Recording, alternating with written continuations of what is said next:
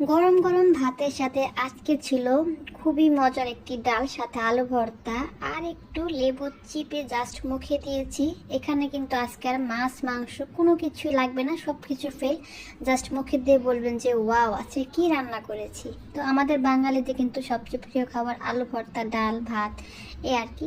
তো যাক, কীভাবে রান্না করেছি সেটাই হচ্ছে গিয়ে আপনার সাথে শেয়ার করতেছি। প্রথমে ডালটা ভালো করে আমি ধুয়ে ভিজিয়ে রাখছিলাম। এরপর হচ্ছে গিয়ে হলুদ, ধনিয়া, তারপরে হচ্ছে গিয়ে জিরা, কাঁচামরিচ, পেঁয়াজ, পর্যাপ্ত পরিমাণ পানি দিয়ে ডালটা আমি সিদ্ধ করে নেব। তো সিদ্ধ হওয়ার পর হচ্ছে গিয়ে আমি ডাল ঘুটনি দিয়ে একটা ঘোটা দেবো, যাতে সব কিছু সুন্দর মতো মাখো মাখো হয়ে যায়। এরপর পর্যাপ্ত পরিমাণে একটু পানি দিব। পানিটা একটু হালকা কুসুম গরম ছিল। এরপর হচ্ছে সব শুকনো মরিচ, তারপরে রসুন কুচি দিয়ে, বাগার দিয়ে, ধনিয়া পাতা দিয়ে জাস্ট পরিবেশন করবেন। Just wow. তো কেমন হলো আজকের ডাল রান্নার রেসিপিটা, তো সবাই কমেন্ট করে জানাবেন। সবাই